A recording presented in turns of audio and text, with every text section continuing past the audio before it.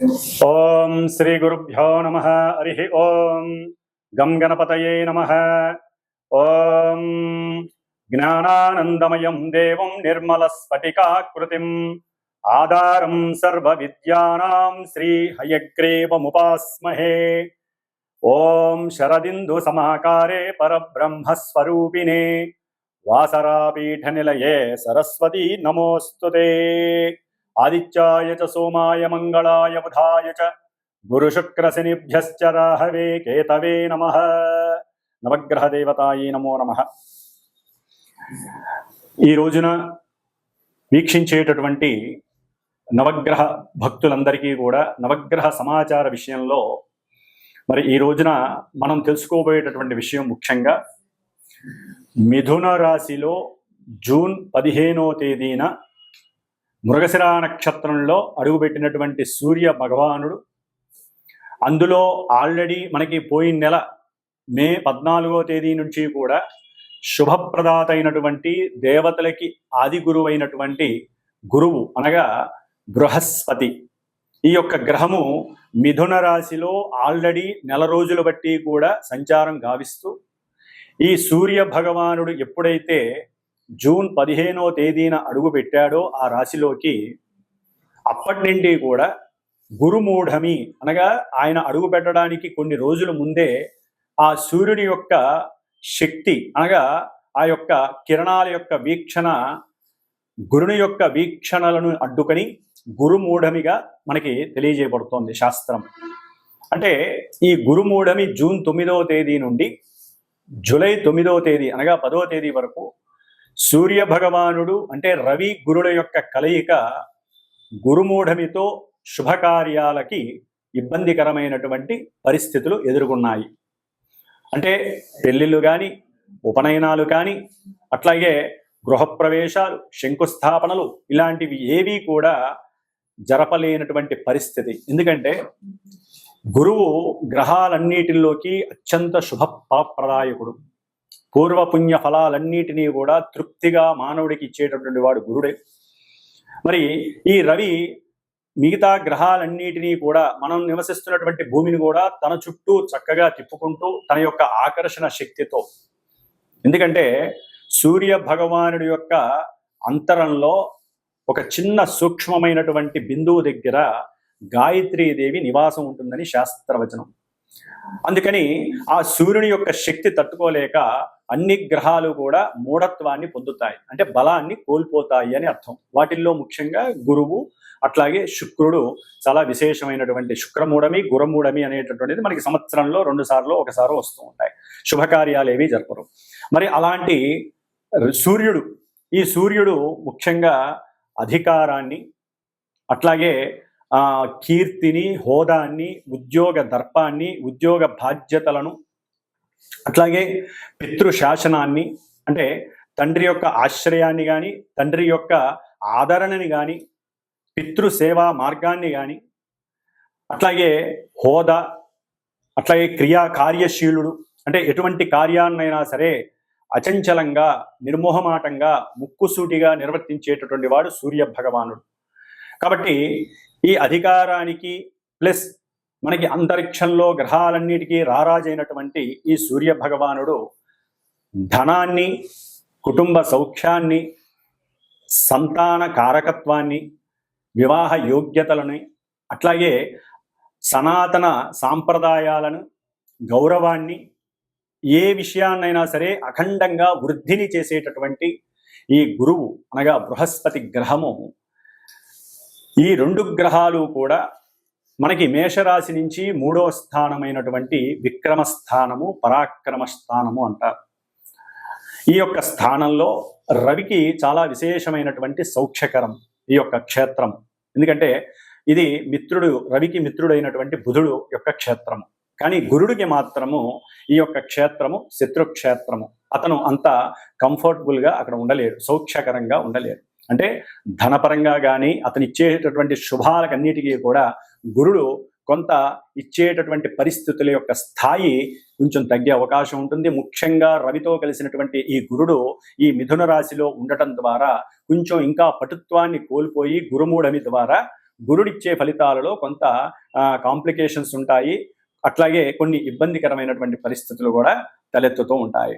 మరి ఈ వ్యాపార క్షేత్రమైనటువంటి ఈ యొక్క మిథున రాశిలో రవి మరియు గురుడు రెండూ కూడా మిత్రగ్రహాలు, అతిమిత్రగ్రహాలు. సూర్యుడికి గురుడికి కూడా మిత్రత్వం చాలా ఎక్కువ. మరి ఈ రెండు మిత్రగ్రహాలు ఈ బుధరాశిలో వ్యాపార క్షేత్రము అంటే లావాదేవీలు, వ్యాపారంలో ఎటువంటి లావాదేవీలైనా సరే ఈ యొక్క క్షేత్రంలో ధనకారకుడైనటువంటి గురుడు, అధికారాన్ని నాయకత్వాన్ని కలిగినటువంటి రవి, ముఖ్యంగా అది ఆ అధికారం అంటే అది పారిశ్రామికవేత్తలు కావచ్చు, లేదా రాజకీయ రంగంలో నిపుణులు కావచ్చు, రాజకీయ రంగంలో చతురతని చేసేటటువంటి పెద్ద పెద్ద నాయకులు కావచ్చు, ఏ పోస్ట్లో ఉన్నటువంటి వాళ్ళైనా సరే, అట్లాగే ముఖ్యంగా న్యాయస్థాన జడ్జీలు కావచ్చు, టీచర్లు కావచ్చు, వ్యాపారాన్ని ఈ సమయంలో సద్వినియోగం చేసుకునేటటువంటి వారు ఎవరైనా సరే ఈ రవి గురుల్ని ఏ విధంగా ఆరాధిస్తే మంచి జరుగుతుంది, శుభప్రదం అవుతుంది. ఈ నెలన్నాళ్ళు కూడా అంటే జూన్ 15వ తేదీ నుండి జూలై 15వ తేదీ వరకు 16వ తేదీ వరకు కూడా ఈ రవి గురుల యొక్క సంగమం అనేటటువంటిది, గురుముడము పక్కన పెట్టండి, సంగమం అనేటటువంటిది మనకి మేషరాశ్యాదిగా మీనరాశి పర్యంతం వారు ఉన్నటువంటి స్థానాలను బట్టి, వారున్నటువంటి మరి నక్షత్రాన్ని బట్టి, అట్లాగే వారికి ఉన్నటువంటి ఆధిపత్య స్థానాలను బట్టి కూడా వారు ఎన్నో రకాలైనటువంటి ప్రభావాలని మన జీవితంలో ఈ నెల రోజులు కూడా చూపించే అవకాశం ఉంటుంది. అందులో ముఖ్యంగా ఇంకొక చిన్న విచిత్రమైనటువంటి విషయం మనకి కనపడుతోంది. రాహువు. ఈ రాహువు కుంభరాశిలో ఉన్నాడు మహానుభావుడు. ఈ రాహువు తన యొక్క వక్ర దృష్టితో చక్కగా గురు మహానుభావుణ్ణి, మిథున రాశిని, వ్యాపార క్షేత్రాన్ని, ఇప్పుడు రవిని కూడా చూస్తున్నాడు రాహువు. గురుడు చూస్తే రాహు యొక్క నక్షత్రంలోకి మనకి మొన్ననే వచ్చాడు 14వ తారీఖున. అంటే గురుడికి రాహువుతో అత్యంత సంయోగ స్థితి నడుస్తోంది. దీనినే శాస్త్రరీత్యా గురు చండాలత్వ యోగము అని కూడా అంటారు. గురు చండాలత్వం మహాదోషప్రదం ఇది. అంటే సనాతన ధర్మాన్ని పక్కన పెట్టేటటువంటి తత్వం కలిగి ఉంటారు కొంతమంది జాతకులు. అట్లాగే ధనపరమైనటువంటి ఎన్నో అప్లికేషన్స్ అనేవి జరిగే అవకాశం ఉంటుంది. సెన్సెక్స్, షేర్స్ యొక్క విషయాలలో వృద్ధి జరిగే అవకాశం ఉంటుంది, కానీ కొంత వారి యొక్క జ్ఞానాన్ని కనుక సరిగ్గా యూజ్ చేయకపోతే మటుకు చక్కగా పతనం అయ్యేటటువంటి పరిస్థితి ఉంటుంది. ప్రపంచవ్యాప్తంగా ఈ యొక్క గురు చండాలత్వ యోగం అనేటటువంటిది షేర్ మార్కెట్ మీద కొంచెం ప్రభావితం చూపిస్తుంది అనుకోవటంలో తప్పు లేదు. అట్లాగే న్యాయస్థానాల్లో కూడా అబద్ధపు సాక్ష్యాల ద్వారా కూడా కొంతమంది తప్పు చేసిన వాళ్ళు బయటపడే పరిస్థితులు ఉంటాయి. దాని ద్వారా కూడా కొన్ని విపరీతమైనటువంటి పరిస్థితులు మనకి కనిపించే అవకాశాలు ఈ నెల రోజుల్లో కనిపిస్తున్నాయి. ముఖ్యంగా ఈ యొక్క మిథున రాశిలో రవి ఆరుద్ర నక్షత్రంలోకి వచ్చినప్పుడు, ఆల్రెడీ గురుడు ఆరుద్ర నక్షత్రంలో ఉన్నాడు, రవి చూస్తే కుజ నక్షత్రంలో ఉన్నాడు. ఈ కుజరాహువుల యొక్క సంయోగ స్థితి ఆల్రెడీ సింహరాశి, కుంభరాశికి నడుస్తోంది. ఈ విధంగా ఈ యొక్క నక్షత్రాల యొక్క ప్రభావం వలన రవి గురులకి కుజరాహు కేతు గ్రహాలకి సంబంధం ఉండటం ద్వారా ఆర్థికమైనటువంటి విషయాలలో చాలా జాగ్రత్తగా ఉండాలి. అట్లాగే అధికారులు కొంచెం జాగ్రత్త వహించటం మేలు. ఎందుకంటే మనం చెప్పే ప్రతి మాట, ఎందుకంటే 3వ స్థానం మిథునం అనేటటువంటిది కమ్యూనికేషన్ వ్యవస్థకి సంబంధించినటువంటిది. అంటే ప్రపంచ దేశాల మధ్య కమ్యూనికేషన్ వ్యవస్థలో ఎన్నో ఒడిదుడుకులు కలిగే అవకాశం ఉంటాయి. ఈ రాయబారులు ఉంటారు, అంటే మధ్యవర్తిత్వం చేస్తూ ఉంటారు, విదేశీ రాయబారత్వం అంటారు. వీరు గనక ఒక మాట అటు ఇటు గనక పొల్లు పోతే ప్రపంచ దేశాలకే అరిష్టాన్ని సూచించేటటువంటి యోగంగా గురుచండాల యోగం కనపడుతోంది. అట్లాగే రాహు యొక్క దృష్టి, గురువు యొక్క దృష్టి, ఆ అన్యోన్య పంచమ నమూకాల యొక్క దృష్టి కొంత అవయోగకరంగా మనం భావించాలి. కాబట్టి దీనికి తగ్గట్టుగా వారు ఎవరైతే కొన్ని రాశుల వారు ఉన్నారో ఆ రాశుల వారు ముఖ్యంగా ఈ నెల రోజులు కూడా ఎవరైనా సరే సాధ్యమైనంత వరకు ఈ గురు చండాలత్వం అందరికీ సంబంధించింది, గురువుకే పట్టింది చండాలత్వం రాహు వలన. కాబట్టి ఈ చండాలత్వ దోషం పోవడానికి మహన్యాసపూర్వక ఏకాదశ రుద్రాభిషేకాలు కానీ, లేకపోతే శివాలయాలలో గురువారాల పూట, శనివారం పూట కానీ, ఆదివారం పూట కానీ రుద్రాభిషేకాలు, రుద్రార్చనలు చేయించుకోవటం, అట్లాగే కాశీ క్షేత్రమో శ్రీశైల క్షేత్రానికో వెళ్ళి దర్శన భాగ్యాన్ని చేసుకోవటం, అంటే శివుణ్ణి ఎక్కువగా ఆరాధించటం, ఓం శివాయ గురవే నమః అనేటటువంటి మంత్రాన్ని ఎక్కువగా స్మరణ చేయటం ద్వారా వీరికి కలిగేటటువంటి కొన్ని ఇబ్బందికరమైనటువంటి, విపత్కరమైనటువంటి ఆటంకాలు, అట్లాగే కొంతమంది పెద్ద పెద్ద వాళ్ళ యొక్క వాళ్ళ నుంచి కలిగేటటువంటి ఇబ్బందుల నుంచి తప్పించుకునేటటువంటి అవకాశం ఎక్కువగా ఉంటుంది. కాబట్టి సూర్య గురులు, రవి గురులు మిత్రులు కాబట్టి దీని యొక్క ప్రయోజనం ఉంటుంది. వాళ్ళు ఉన్నటువంటి ఆధిపత్య భావాలను బట్టి కొంత అప్రయోజనకరమైనటువంటి పరిస్థితులు కూడా ఈ నెల రోజుల్లో కూడా కొన్ని రాశుల వారికి కనపడుతూ ఉంటాయి. కాబట్టి మేషరాశి నుంచి మీనరాశి వారి వరకు ఏ రాశుల వారికి ఈ రవి గురులు ఇక్కడ ఉండటం ద్వారా శుభాలు జరుగుతాయి, కొంతమందికి ఇబ్బందులు కలుగుతాయి అనేటటువంటి విషయాన్ని మనం చక్కగా తెలుసుకోగలిగితే గనక దానికి తగ్గట్టుగా పరిహారం ఆచరిస్తూ, సింపుల్ పరిహారాలు ఆచరిస్తూ మనం ఈ నెల రోజులు ఈ 2 గ్రహాలు ఇచ్చేటటువంటి ఫలితాలని ఆస్వాదిస్తూ మనం చేసుకునేటటువంటి చిన్న చిన్న పరిహారాల ద్వారా చక్కటి ప్రయోజనాన్ని అట్లాగే రవి ఆత్మశక్తిని ప్రబోధిస్తాడు. అంటే ఆత్మశక్తి ఎక్కడా కూడా నెగ్లెక్ట్ చేయడం, అంత ప్రణాళికల ద్వారా గురుడు కూడా ప్రణాళికాబద్ధంగా చక్కటి లోకజ్ఞానాన్ని ఆస్వాదించి ఆ లోకజ్ఞానాన్ని తను స్వీకరించి వెదజల్లుతూ ఉంటాడు. కాబట్టి ఇప్పుడు కొంచెం బలహీనంగా ఉన్నాడు కాబట్టి గురుడికి ఏం చేయాలో కూడా మనం చూద్దాం.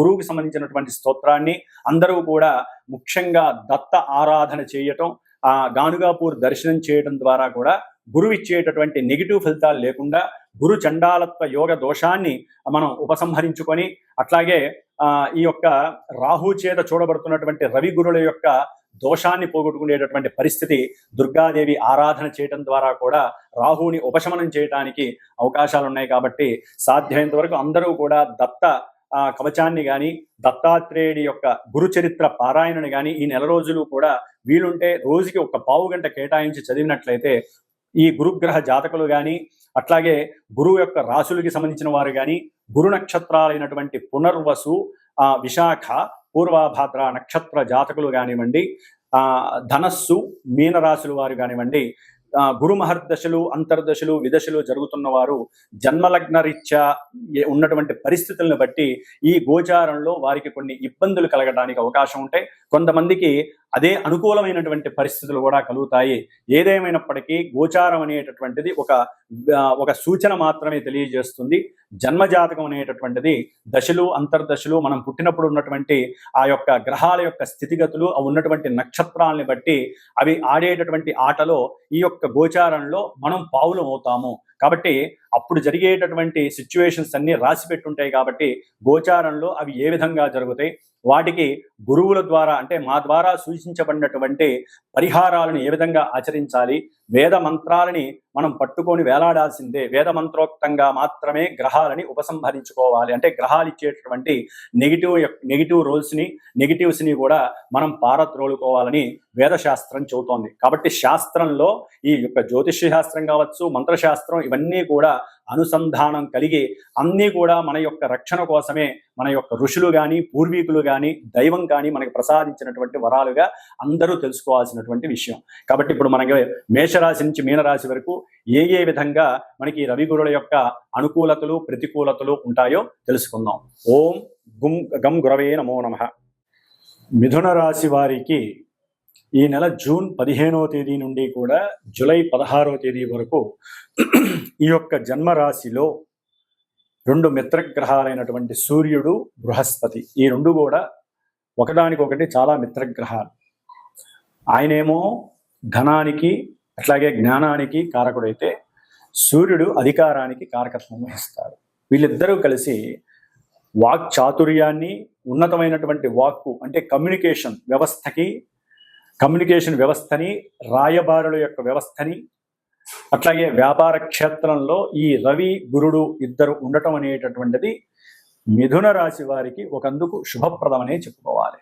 ఎందుకంటే సూర్యుడు మరి వ్యాపార స్థానంలో ఉండి విశేషంగా గవర్నమెంట్ త్రూ ఎవరైతే ఏజెన్సీస్ ఉంటారో వారికి ముఖ్యంగా వారి ద్వారా కానీ సహాయ సహకారాలు, అంటే వీరు ఏదైనా వ్యాపారం పెట్టుకోవాలి అనుకున్నప్పుడు వారి ద్వారా ధన సహాయ సహకారాలు అందేటట్టు చేయటం ఈ ఏజెన్సీ ఎవరైతే ఉన్నారో వారు, లేదా మధ్యవర్తిత్వం కలిగినటువంటి ఏజెన్సీస్, అంటే గవర్నమెంట్కి కానీ వ్యాపార వ్యవస్థలకు కానీ కొన్ని ఏజెన్సీస్ ఉంటాయి. ఆ ఏజెన్సీస్ వ్యవస్థలో చేసేటువంటి వారికి కానీ ఈ అఖండమైనటువంటి వ్యాపార వృద్ధి జరగటానికి రవిగురుల యొక్క మిశ్రమ సమ్మేళనం చాలా చాలా చక్కగా ఉపయోగపడుతోంది.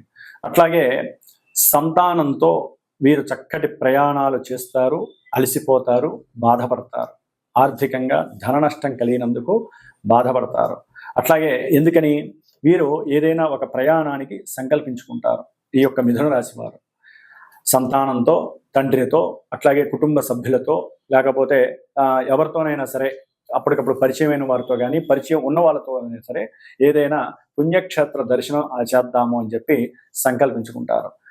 సమయానికి సరైనటువంటి ధనము లభించకపోవడం, తండ్రి నుంచి సహాయ సహకారాలు సమయానికి అందకపోవడం ద్వారా కొంచెం కమ్యూనికేషన్ వ్యవస్థలో లోపాయకరమైనటువంటి పరిస్థితులు కలగటం, ఇవన్నీ కూడా కలగటం ద్వారా ప్రయాణానికి ఆటంకాలు, అడ్డంకులు, ఇబ్బందులు కలిగి వీరు కొంచెం మానసికంగా ఇబ్బంది పడడానికి అవకాశం ఉంటుంది. దాని ద్వారా శారీరక అలసట, అట్లాగే శిరోబాధలు కలగడానికి అవకాశం ఉంటుంది. ముఖ్యంగా ఈ యొక్క మిథున రాశిలో రవి గురుల యొక్క సంయోగం అనేటటువంటిది మంచి కీర్తి ప్రతిష్టలకి సంబంధించి వ్యాపారంలో పూర్వజన్మల్లో చేసుకున్నటువంటి పుణ్యఫలం వ్యాపార స్థితిలో వీరు చక్కగా గవర్నమెంట్ వ్యవస్థలతో టైఅప్ అయి ఆ యొక్క వారు చేసేటటువంటి వ్యాపారాన్ని చక్కటి విస్తరణ చేసేటటువంటి ఆలోచనలకి సరైనటువంటి ప్రణాళికల్ని సిద్ధం చేస్తారు.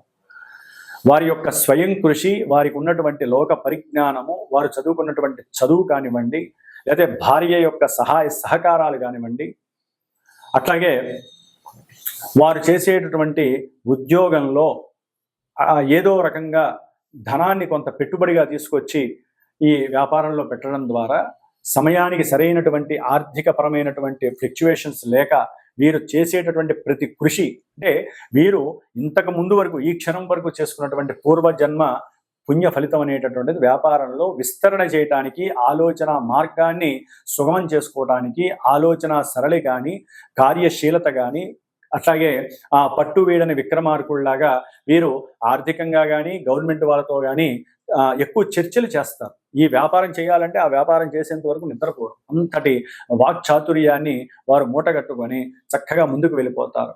కాబట్టి అవసరమైతే కుటుంబంలో తండ్రి నుంచి అయినా సరే సహాయ సహకారాలు తీసుకుంటారు. కాకపోతే ఏంటంటే తీసుకునేటప్పుడు కొంత వాళ్ళు రాసుకునేటటువంటి అంటే వారు రాసుకునేటువంటి వ్రాతపూర్వకమైనటువంటి విషయాల్లో కొంచెం పట్టు అనేది సడలింపు కలుగుతుంది. దాని ద్వారా కొంచెం మాట వచ్చి వీరు అనుకున్నటువంటి అంత ధనం లభించకపోవడానికి కూడా అవకాశం ఉంటుంది. ముఖ్యంగా ఆరోగ్య విషయంలో నరాలకి సంబంధించి, అంటే మెడకి సంబంధించి నరాలకు సంబంధించినటువంటి వ్యవస్థలో కానివ్వండి, లేకపోతే ప్రయాణాల్లో కొంచెం ఆటంకాలు, అడ్డంకులు, ధనపరమైనటువంటి సమస్యలు కలగటం కానీ జరగడానికి అవకాశం ఉంటుంది. ఎందుకంటే రవి గురుడు జన్మ రాశిలో ఉండటం అనేటటువంటిది కొంత అనారోగ్య సూచనలు కలుగజేస్తుంది. మిత్రులు కాబట్టి, అందులో రాహు యొక్క నక్షత్రంలో ఉన్నారు కాబట్టి ఆ దోషాన్ని ఉపసంహరణం చేసుకోవటానికి సాధ్యమైనంత వరకు ఒక్కసారైనా సరే ఈ నెల రోజుల్లో మీరు రుద్రాభిషేకం, ఇంట్లో పంచామృత రుద్రాభిషేకం చేసుకోండి. లేదా దుర్గాదేవి యొక్క సహస్రనామాన్ని ప్రతి ఆదివారం రోజు కానివ్వండి, అట్లాగే విష్ణు సహస్రనామ స్తోత్ర పారాయణని వ్యాపార అభివృద్ధి గురించి చక్కగా ఏదైనా ఒక బుధవారం రోజు కానీ, గురువారం రోజు కానీ, ఆదివారం రోజు కానివ్వండి ప్రశాంతమైనటువంటి చిత్తంతో కూర్చొని ఆచరించినట్లయితే ఈ రవి గురుల యొక్క సంయోగం అనేటటువంటిది మీ యొక్క జన్మరాశికి చక్కటి వైవిధ్యకరమైనటువంటి ఆర్థిక పరిస్థితుల్ని కలుగజేస్తుంది. అట్లాగే ప్రభుత్వ సలహాలని కూడా మీకు అందజేసే అవకాశం ఉంటుంది. ఓం శ్రీమాత్రే నమః.